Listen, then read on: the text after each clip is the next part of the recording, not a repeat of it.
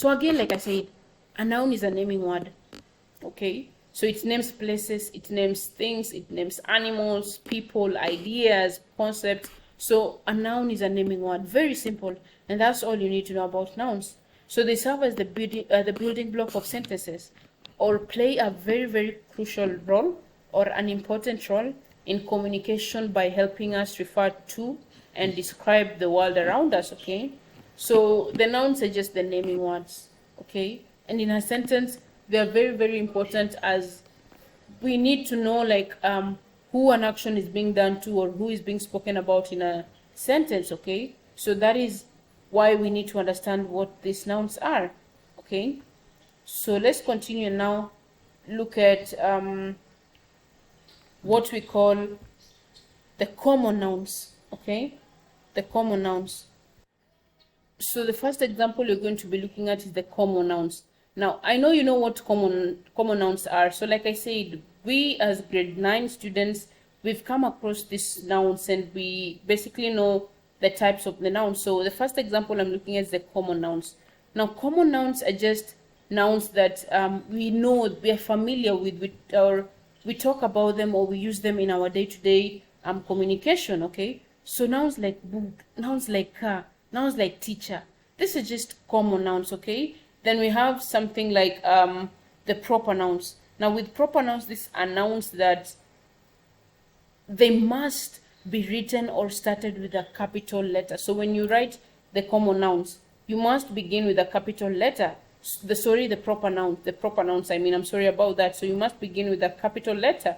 So try and analyze what I'm saying. Okay,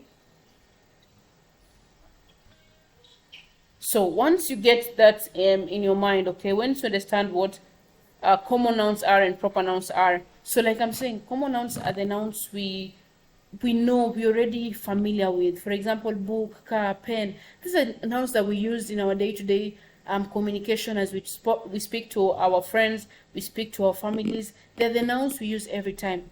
But when you say, or when you talk about proper nouns, for example, Shakespeare, Paris, Mary, Nigeria, these are proper nouns, nouns that must be written, or anytime you're writing them, you must begin with a capital letter. So those are the proper nouns.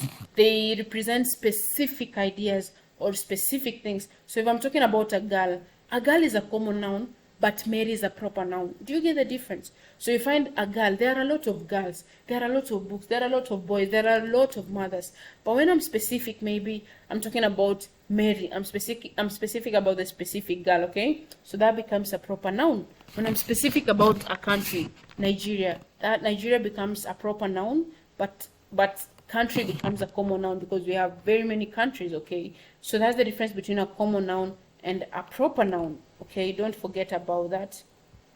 The next category we have is concrete and abstract noun. When I talk about concrete and abstract noun, what comes into your mind? So with concrete and abstract nouns here, concrete nouns are just tangible nouns, nouns that we can touch. For example, table, for example, tree, for example, apple. So concrete nouns are nouns that are tangible. And when I say tangible, I mean these are nouns that we can touch. Okay, these are nouns that we can see and we can touch. So something that you can touch, you can see it, obviously.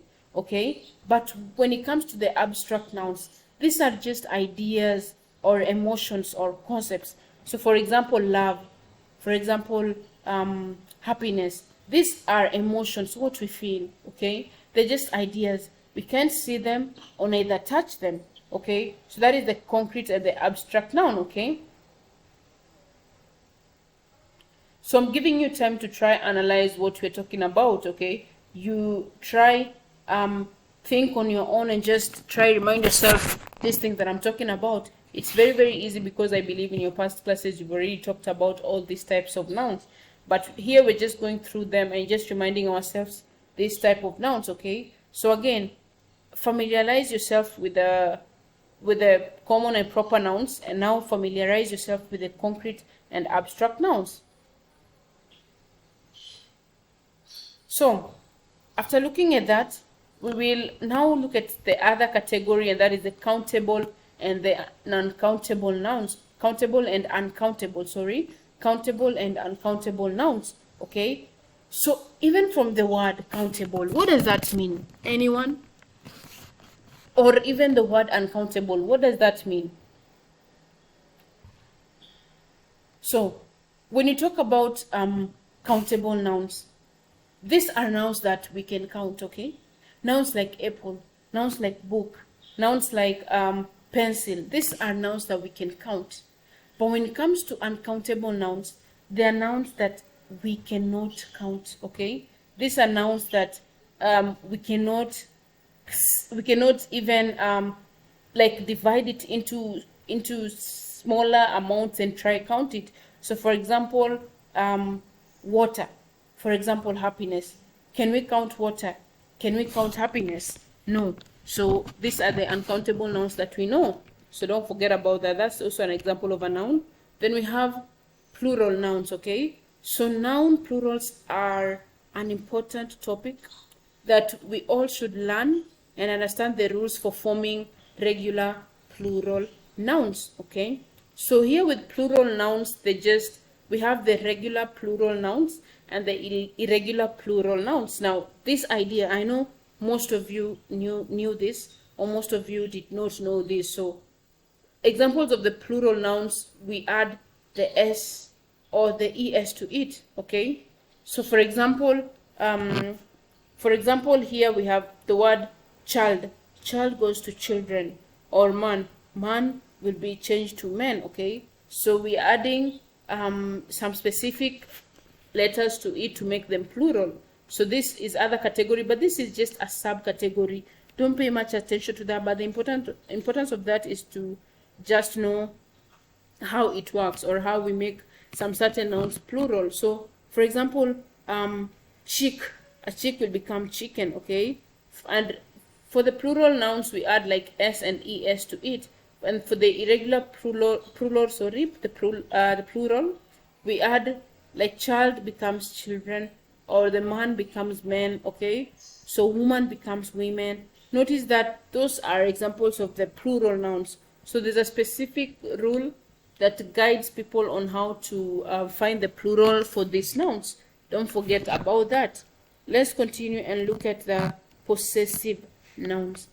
So when you talk about the possessive nouns here, we're just talking about nouns that show ownership. Okay, so we have nouns that will help us show ownership. So this includes our understanding on how to make nouns possessive by adding, look at this, you add an apostrophe and an s. So even in our former classes, we've talked about this possessive nouns. Okay, nouns that show ownership. So if you want to say something like John's pencil or Mary's book, there's an s that is added there and an apostrophe. So for example, John's car, look at this. So this John's here is a possessive noun that shows the car belongs to John. Okay, so you add an apostrophe, and you add an s to that. Okay, so John's car. Or maybe use the for example, you have, for example, students or teachers. That's a plural, but how do we show possession for that? We just add an apostrophe at the end. That's all. You don't need to add another s or another apostrophe. No. You see, now when it's students already in plural, you just add an apostrophe at the end of that. So that's how we make it a possessive pronoun. The next one is the noun phrase. Now we have something called the noun phrase. Students must study noun phrase, which can be more complex than singular nouns and can include determiners like articles, demonstratives, adjectives, and prepositional phrases like the old or the tall old oak tree in the park. So we have these noun phrases.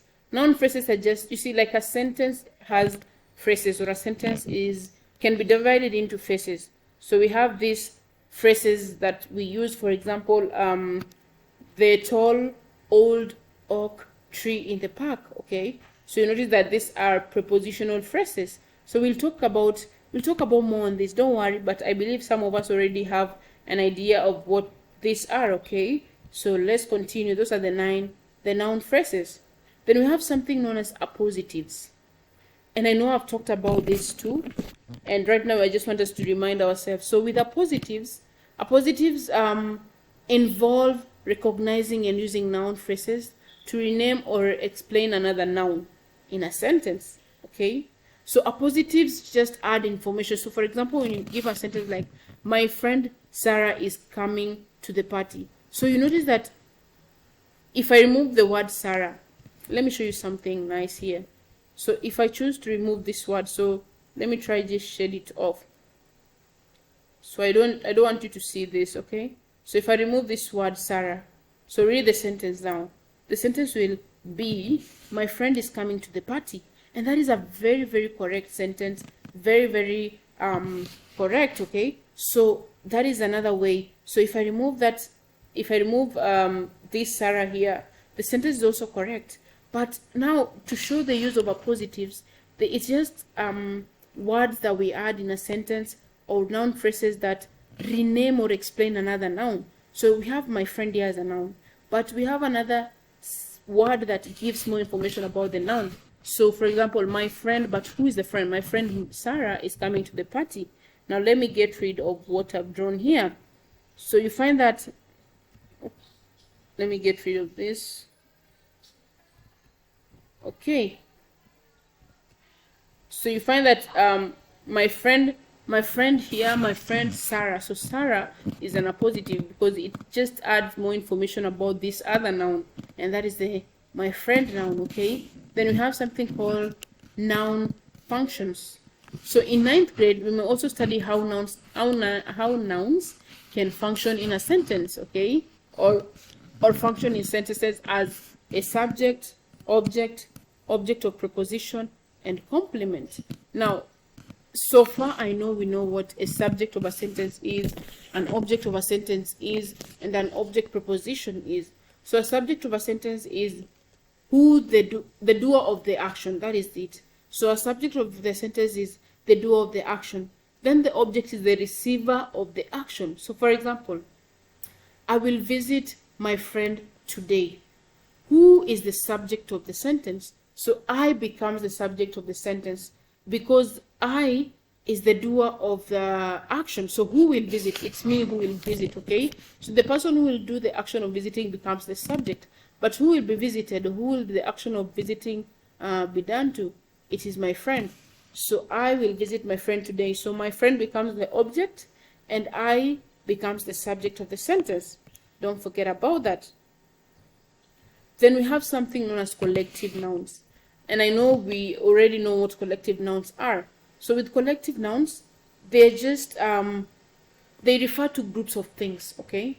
Or a group of entities, for example, okay? So, for example, a team, family, committee, all these are collective nouns because they show a group of things, okay? So all those are collective nouns, okay? Don't forget about that. Those are collective nouns.